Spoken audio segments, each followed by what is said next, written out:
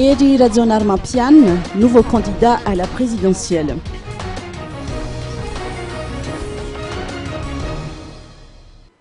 Eri Radzonar-Mapian, l'actuel ministre des Finances et du Budget, a été sollicité par les candidats écartés Dr Jules Etienne et Dr Koul Roger pour les remplacer dans la course à la magistrature suprême. Les dossiers afférents étaient déposés hier à la Cour électorale spéciale, après quoi une rencontre avec la presse est tenue à l'hôtel Colbert. Écoutons les propos de ce candidat de substitution.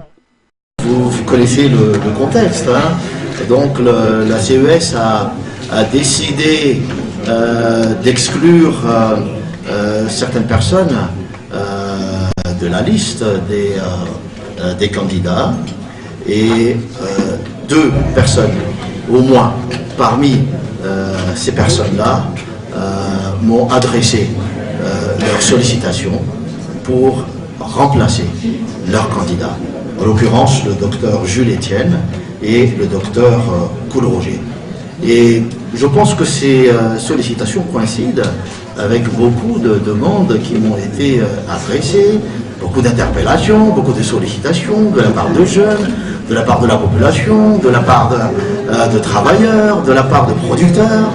Et je crois que le moment est venu de répondre à toutes ces sollicitations.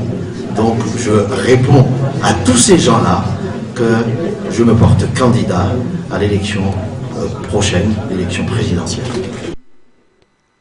Selon ses dires, il n'y a aucune contrepartie monétaire ni promesse de nomination à un poste quelconque derrière un tel rapprochement avec deux des candidats évincés. Eri Radzonar-Mapian a indiqué que les relations qu'il entretient avec le président de la transition ne sont pas autant altérées et qu'il n'y a aucun calcul politique ni magouille derrière sa candidature. Au cours du congrès national du TGV, rappelons-le, la bataille pour la désignation du candidat du parti s'est jouée entre le général Albert Kamni-Vital, le PDS de la CUA Edgar Razafndjava et le grand argentier Eri Radzonar-Mapian. Par ailleurs, selon des informations qui circulent depuis peu, ce dernier serait le candidat de substitution de Andrazuel, dont la candidature a été déclarée invalide.